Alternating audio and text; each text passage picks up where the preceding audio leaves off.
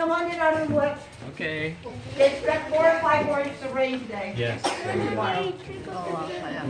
All right, this room is set up to show how our native people lived before the Spanish came. Now, there are some errors on that mural. They're for decency's purpose.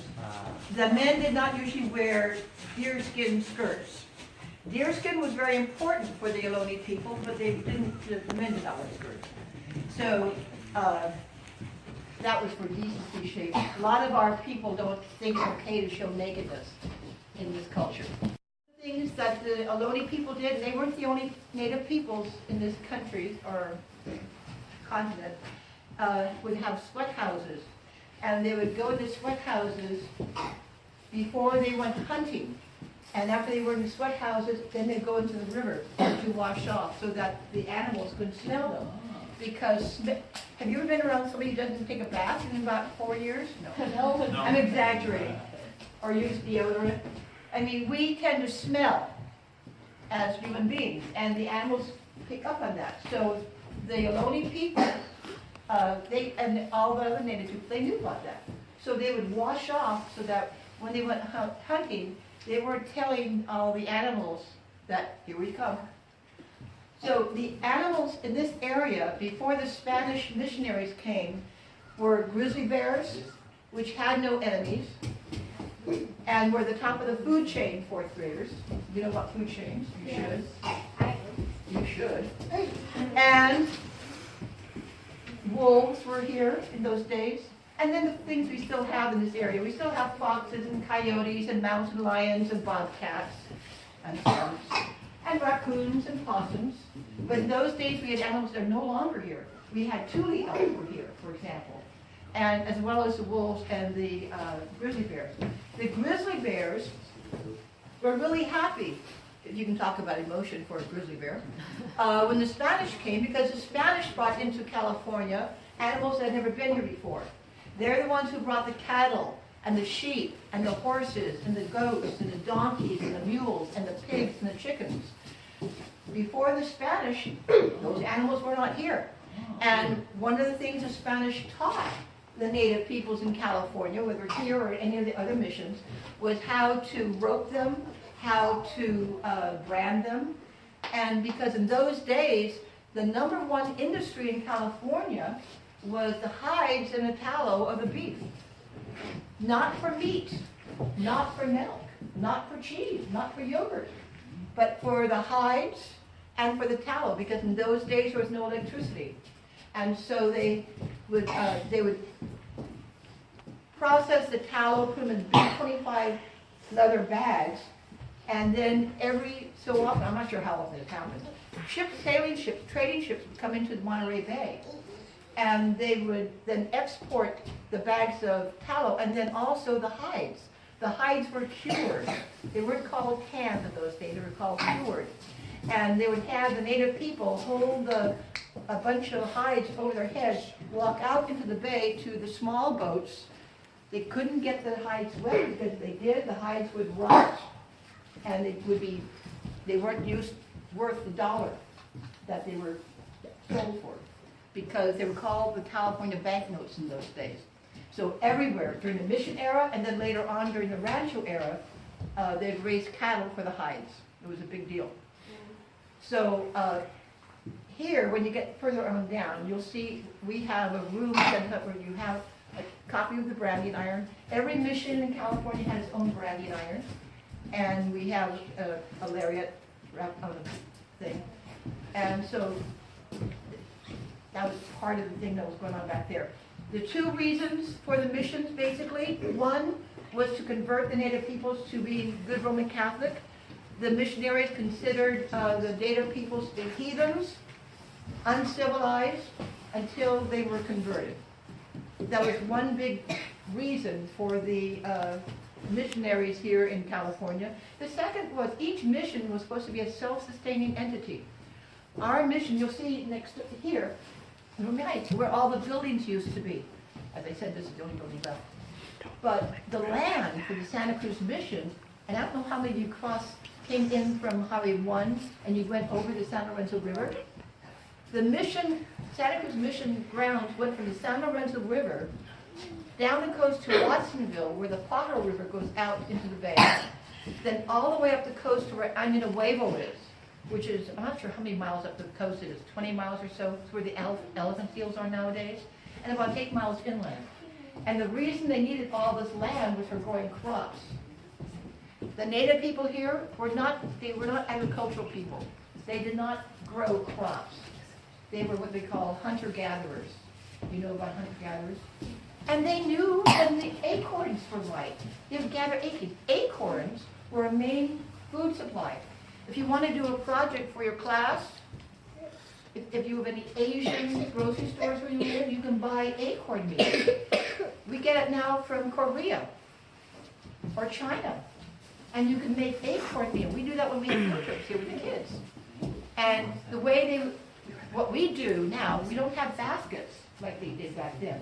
But they would put the acorn meal and water in a basket, and then take red hot rocks out of a fire and put them into the basket with the acorn meal and stir it until the acorn meal water mixture became mush. And that was the main staple of food. They would add berries to it to make it taste good, you know, that kind of stuff. But they cook with hot rocks. Isn't that weird? Can you imagine going home and cooking with hot rocks?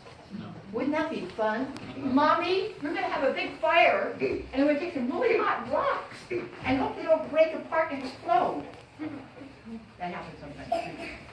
All right, this is about a little. In here,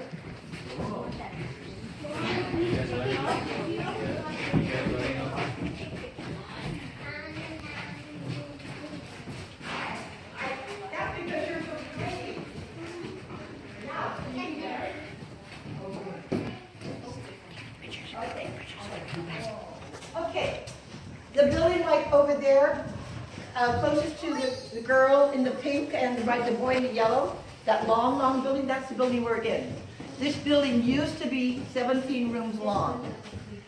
After secularization in 1833, 1834, when Mexico ran California and took the missions away from the Catholic Church, other people started moving into this building and they transformed it.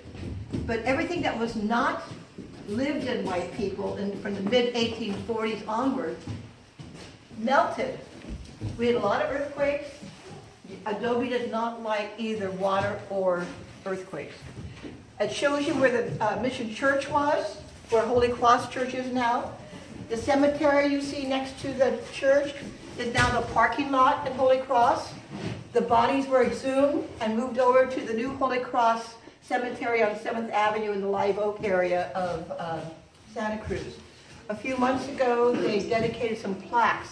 They tried to find all the original names of the 2,000 plus people who were buried in the cemetery here, but they found mostly their baptismal names, the Spanish names.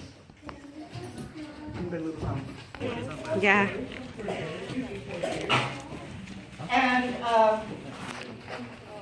this room is set up to show the kids the kinds of jobs that the Spanish taught the native people how to do. Right behind you is they call it a chandelier, and the chandelier is for making candles. And they would have all the wicks on those little hooky things around this on the circle. You see it right there? Yeah, exactly. And then right below you see the huge vat. So they would melt the tallow from the fat in the big vat. And this all came to technology from the Spanish. This was not aloni. And then they'd raise up the chandelier. There's a rope here to show how that would work. To raise it up so that it would cool. And then when it had cooled, then they would lower it again. Because you cannot just leave the wicks in the wax or the tallow. It has to cool between before you build the layers. Behind me, lariat.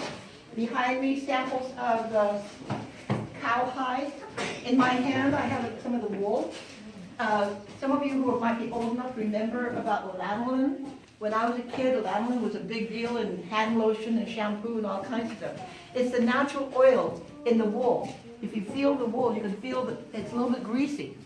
You can all touch this. It's not going to hurt you. It's greasy. Can you feel the grease? It's a natural oil in the wool of a sheep. It's lanolin. It's natural. Don't. That's how they do now. It's greasy. Can you feel it? Yeah. So anyway, they taught, the native peoples were taught how to shear the sheep. Here's the branding iron we have I was telling you about. And then this is what they used for shearing the sheep in those days. Can you imagine how long it would take to shear a sheep? I mean, nowadays it goes zzz. I don't think it takes more than 5 or 10 minutes to shear a sheep nowadays. I don't know what it would take with this in the old days. I can't imagine. Then behind you is a spinning wheel. Don't touch it, please. But a spinning wheel, spinning, and then when we do demonstrations, on some Saturdays we do demonstrations of how they did stuff, we have a small loom to show people how to weave, because that was an important thing for the native peoples to learn how to do that. Behind people right back in the back, blacksmithing. Again, iron, metal, all of that was brought to California. We didn't have it. And if you wanted to make anything, you had to learn how to do it. And so blacksmithing was an important thing. When this building was first built in 1822, the first roofing material was thatch. Any building built in California in the 1700s and 1800s, the first roofing material was thatch. And then when they had time, they would make the tiles. We have a mold for tiles right behind you over there. Because all the tiles were handmade. You could not go to Home Depot and say, oh, I need to have you deliver 500 tiles tomorrow afternoon at 4 o'clock. It wasn't available. So you can take some time and look in here, and I'm going to go to the next door. Mom,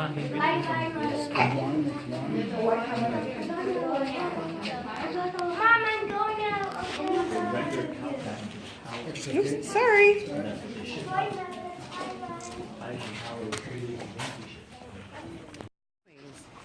This room is set up to show you what it was like after secularization. After the Mexican government took the missions away from the Catholic Church, and other people moved in here, like it talks about in 1865, Felipe Armas, but other people came in the 1840s. And so this room and the whole building that was from here on towards where we have the first room we were in with the Yoloni people, all those rooms were added onto and totally covered in wood, inside and out, which I think is the only reason we have it still. But you can see how there's adobe, and then you see the wooden piece above the window here.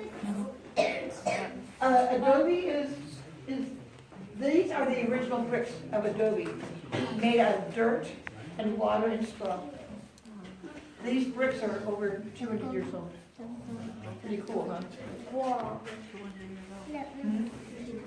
Oh, absolutely. Just don't, just you can touch it. Don't rub it. You don't want to, I mean, there's no way you're going to make this over again. This building is, I worry if anything happens to this building because it's all we've got. There is no more. And then, if you saw the outside, I haven't opened the door outside this way because it's a wet, miserable day. But what we call the next space, room 8, has no ceiling, no nothing, because nobody lived in it.